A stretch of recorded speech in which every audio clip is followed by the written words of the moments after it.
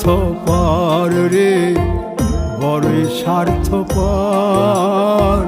বুকের মাঝে জায়গা দিলে যতন কইরা ভাঙ্গে রে অন্তর। মানুষ বড়ই স্বার্থপর রে, বড়ই স্বার্থপর। বুকের মাঝে জায়গা দিলে যতন কইরা ভাঙ্গে রে অন্তর। অচিনা এক জংলা পাখি যতন কইরা বুকে রাখছি, বুকের পাজর ভাঙ্গা সে যে সাজায় অন্যের ঘর রে, সাজায়